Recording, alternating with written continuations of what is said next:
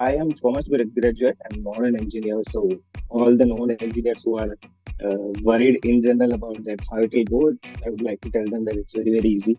No rocket science and there, no engineering is needed. After all the preparation, whatever I did for 3 4 months extensively, my marks was 605. So I was so demotivated that after doing everything right, how can my marks be only 605? Two things which helped me the most, apart from definitely the content is great, two things helped me the most. One was consistency, because if you are not consistent, no matter how good the study plan is, no matter how good the teacher is, you will not be able to get through. So consistency is number one. Number two is study plan, because it was so well structured that I knew exactly what I need to do in which sequence. Yeah. So study plan is absolutely game changer. There That is no need to use brain, because sir has used his brain for more than 20 25 years and made this plan, just stick to it. Hi, good afternoon. How are you doing? I am doing amazing. How are you doing? All well. Thank you so much for joining in today, Viral. First of all, Thank you so much for congratulations. having me here. Congratulations on your score, the GMAT 695. And you got the score very recently, just last week, June 24th on Monday, right?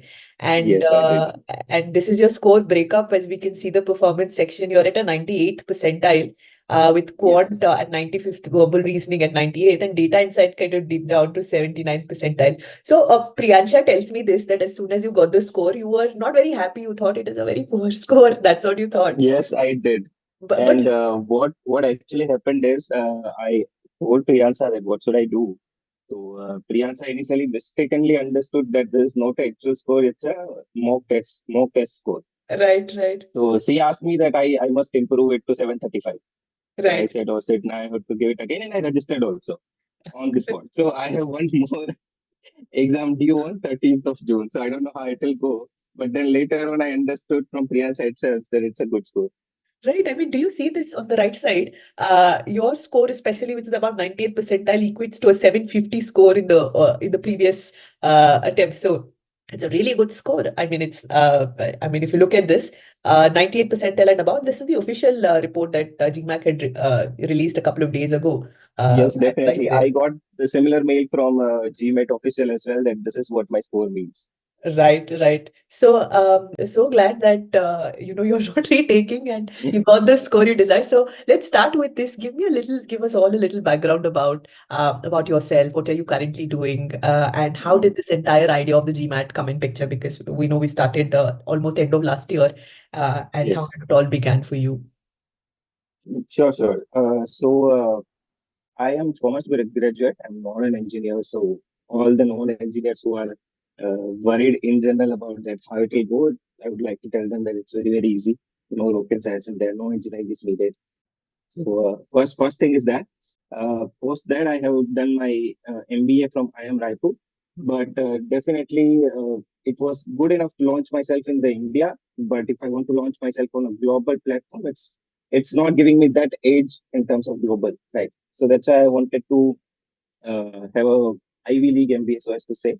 And that dream was empowered by Sandeep sir, because I joined one of the boot camp of 770 in Delhi live. So I was so motivated just by seeing him for 10 hours that no, I can do this. So I was preparing for CFA level 3 at that time, so I didn't join.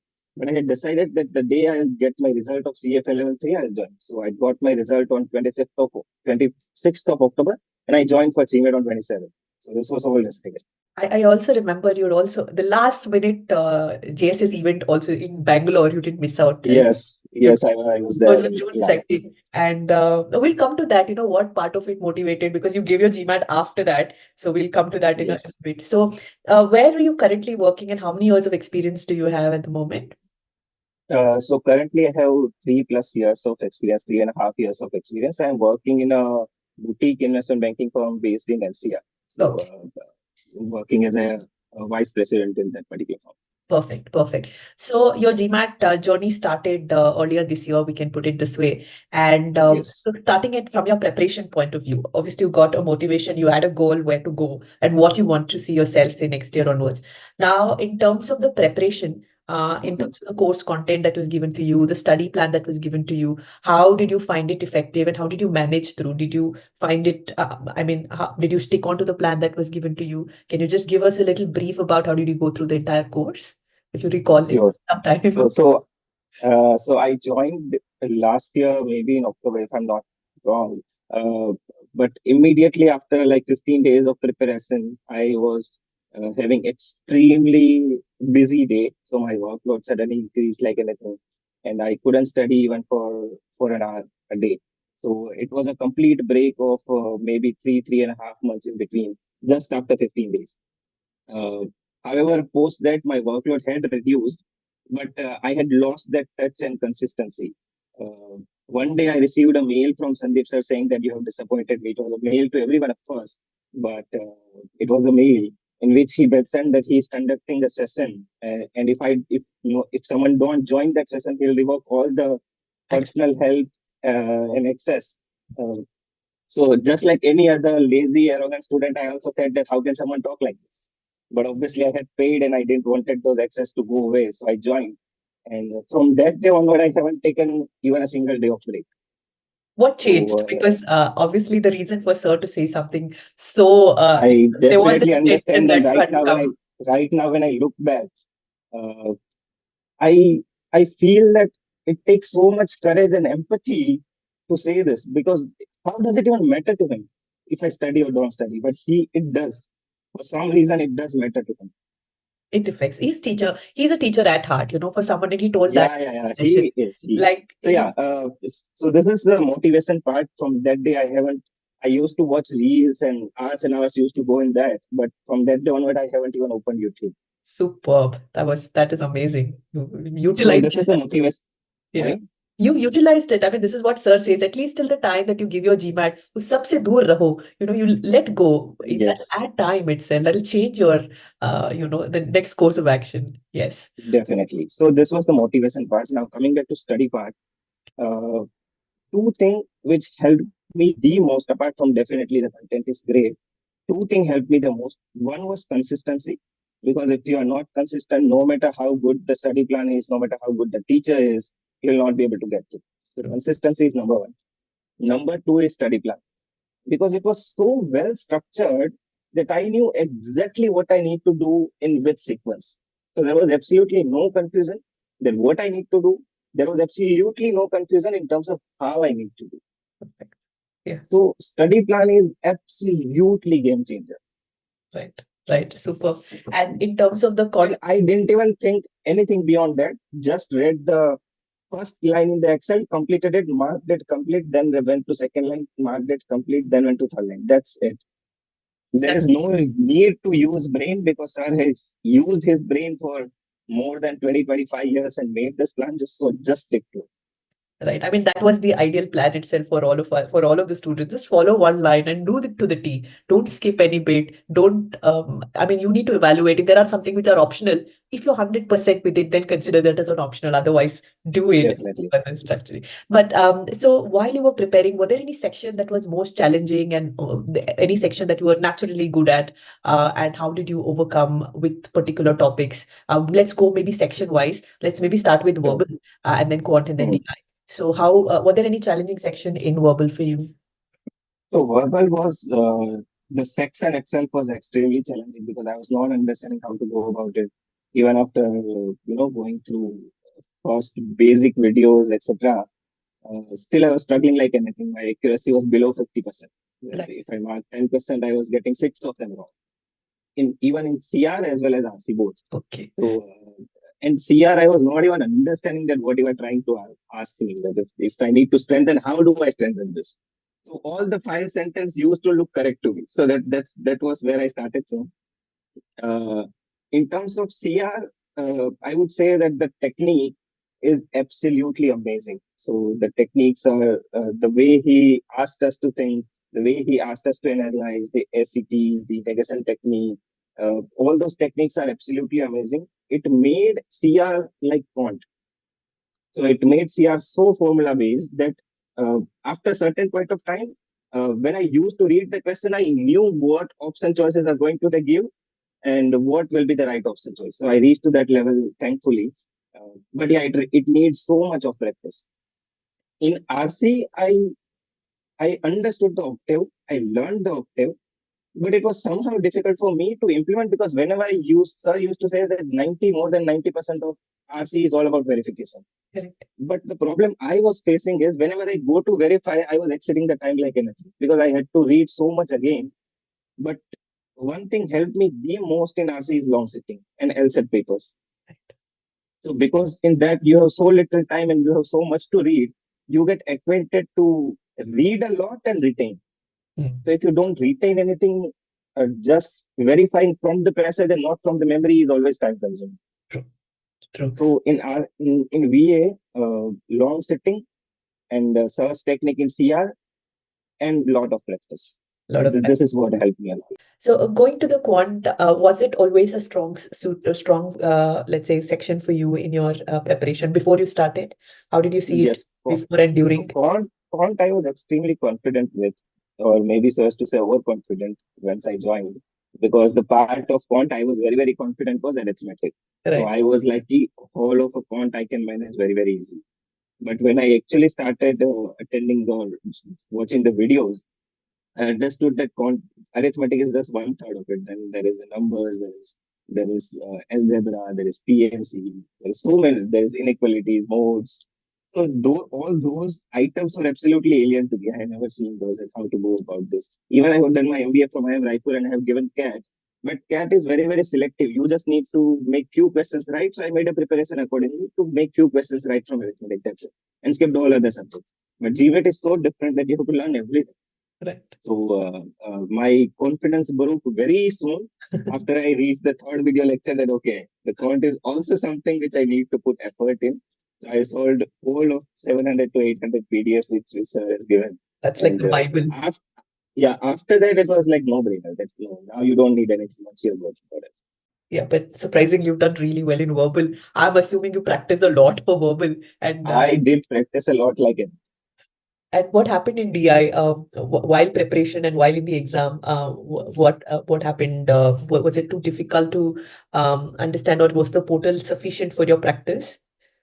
So DI, I would say it's no one else's mistake than me if I got slightly lower score in DI because there are like four videos or four part of DI. I learned them all from the app and went on to practice. So I did practice first like four 30-minute sessions which were there on the portal. And out of 12, I always used to score 11. Right. And even in the video which sir gives pre-work, I used to mark all of them correct. So I was like, okay, DI is sorted. There is no need to worry about DI this, that. And I didn't practice even further. So I was like, okay, now DI is sufficient. But I couldn't understand that there is more to DI. This is just the starting. If I have understood few type of graphs and few type of questions, I need to learn more and more types in order to tackle all the questions in the exam. So just by my sample set so as to say was so small that I got a false understanding that my DI is strong, which it was not. Right. Otherwise, there is so much material on the portal that had I completed them all, I would have got like 98, 99 very easily. 98 is what you've got, 99 perhaps, or No, 100. in DI is excellent. DI, yes. DI 100 percentile is so doable if you had just practiced all. So going to the Definitely. photo section of your practice phase, you're still there in your practice phase. How was the mock portal or even the doubt support that did you take any, or did it come any of effect, especially during your preparation? Yes. So first diagnostic mocks mark before joining was 505. Right. And after all the preparation, whatever I did for 3 4 months extensively, my marks were 605. So I was so demotivated that after doing everything right, how can my marks be only 605? Because I was aiming for 725. Right. I was so surprised. Then I analyzed and then I understood few mistakes which I was doing in terms of font. I was just not reading properly, missing out on keywords. In verbal, I was absolutely weak by myself itself. So there is no need to analyze further. That verbal is wrong. That was the only analysis I had. Right. And in DI also I made a few silly mistakes. So I made a mistake of thinking that I'll not make those silly mistakes in exam. Right. Suppose that I took a strategy session in which whoever the mentor was told me to go for long sitting for verbal Right. and try to practice quant in a way that even if I'm taking slightly longer time as of now, I must pay attention to each and every single word because I have to first build that habit of attending or paying attention to each and every single word. So I did that because I was naturally faster in quant, so I was not worried about time when I was practicing. So Right. when I gave the exam, I was able to pay attention to all the words. Right. And long sitting, which was suggested in the strategy call, it Okay. was absolutely game changer. That changed your entire. Post that my accuracy in verbal or RC, so as to say, went above 85% Oops. time. Wow. Wow. Amazing. At least that boosted your confidence. And did you, by during your preparation, maintain those error logs? Because that also could have really boosted your confidence at the same time. So honestly saying, I did not made any error log initially. However, I did not made it till end. But when I was revising for quant, I realized that I should have, Yeah. because when I wanted to do revision, I didn't know which all question I should go back and do. Because Right. those are the only questions I made mistakes with. There were 90% of the questions I made correct, Right. and Right. I should have revised only 10% of them. But because I had no data around it and I had made a mistake already, there was no going back. So what I did is I took the 700 to 800 and I did every fourth question, which was multiple of four. I did all of them. So I had no option to, do all the questions. There was no time and I had no error log also. So I was very, very stuck. But That's I one had of the key to, point. Why one should use an error log is yeah, yeah. So it's quite everyone who is thinking that error log is of no use, please don't think it that way. right. So on the D day, that is on the exam day, and this is the first attempt that you Yes. gave, was there any moment of nervousness or anything, any new question that seems like completely out of box? I don't even know this. Did you have any moment like that in through all the three sections on the exam? Okay. Yes. So in quant, there was absolutely nothing new. Okay. So my sequence was quant, then DI, then break, and then verbal, Okay. because I wanted to separate verbal part with the slightly numerical part. So Right. I took it that way. So quant went well. I knew that I marked one question wrong because I was not getting the answer to that.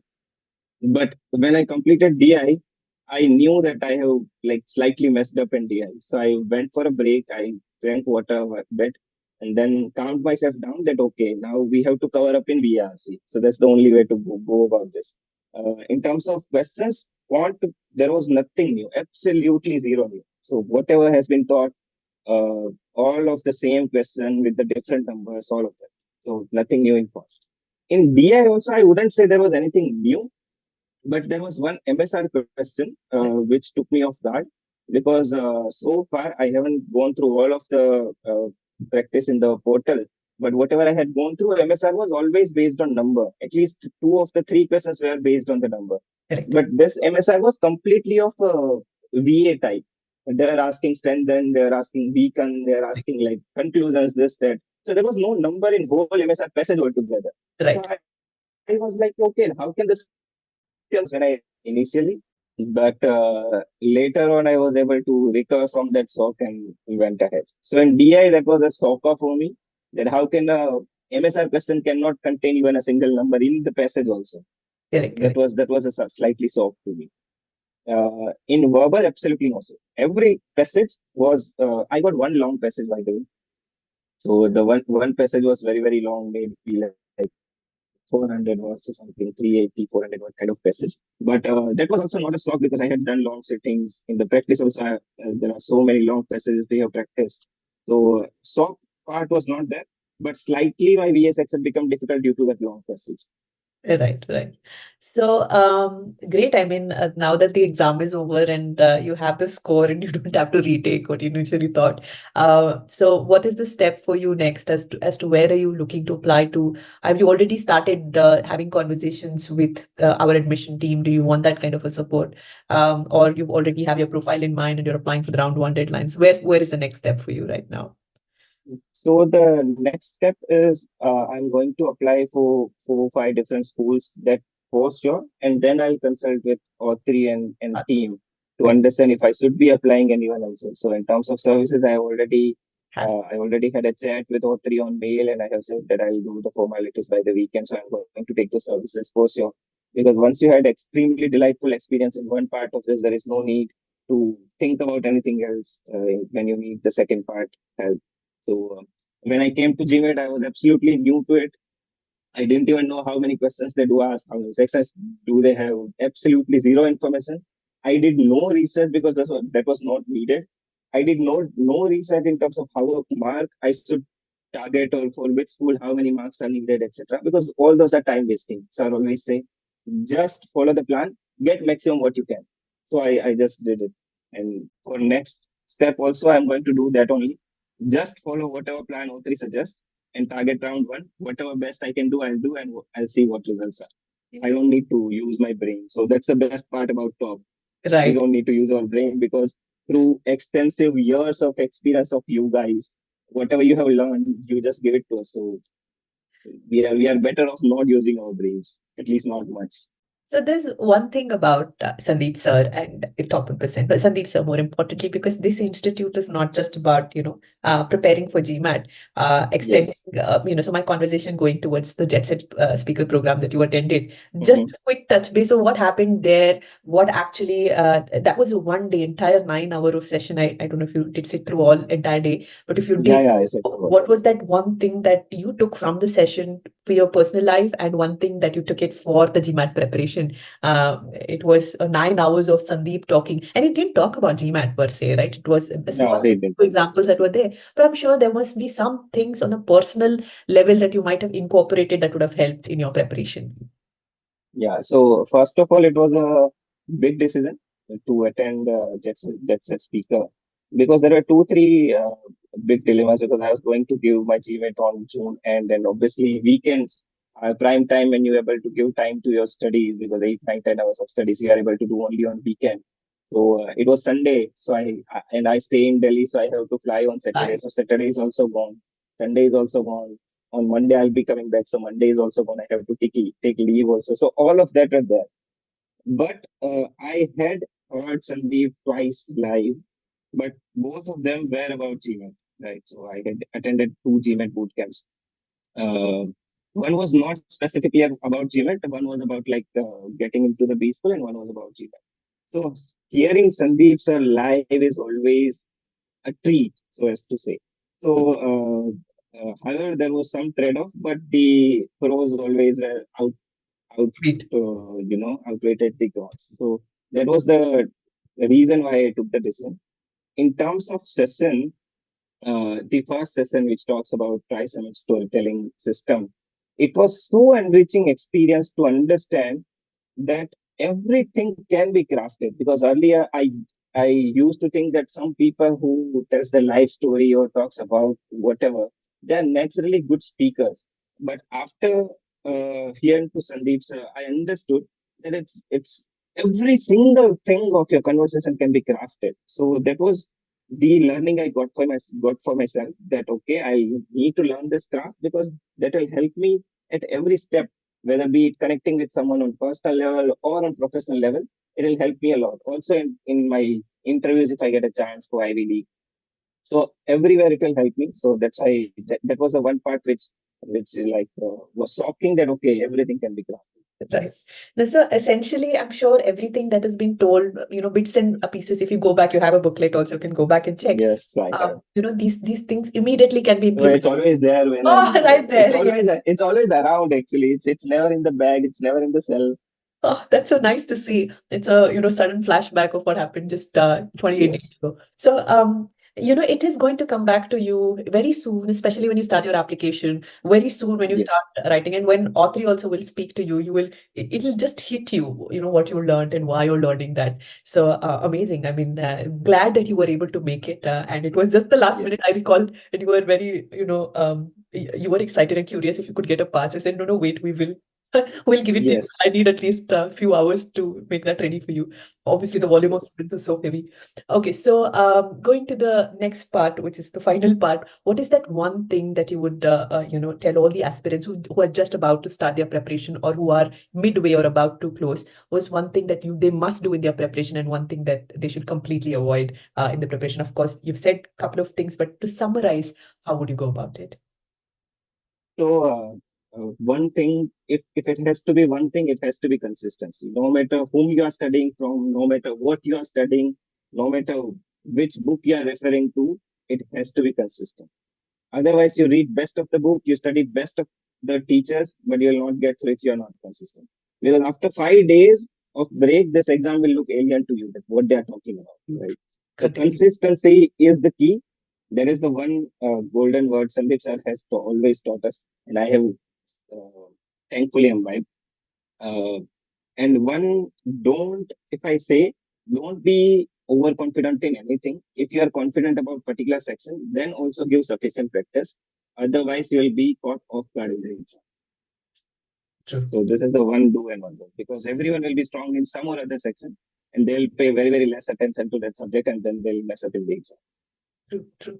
So glad that you made time and we are having this conversation. This was so refreshing, I would say. Thank you so much for sharing your Thank you. experience. And I am going to be rooting for you for the big admit. We'll definitely stay connected on LinkedIn and we'd like to see how you're Sure, progressing sure. in life. And we really root that you get the dream school. And I hope Audrey can be a part of this chapter so that the next chapter is like really big for you. So thank you Really so big. much again for sharing, so many insights.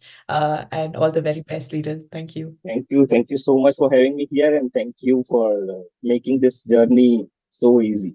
We are very proud, and all of us from all people from Top and Percent, Priyansha, your facilitator, the faculty team, Sandeep sir himself. We wish you all the best, and we're extremely proud of the score that you have. Thank you. Thank you so much. Thank you. Have a good day. Bye bye.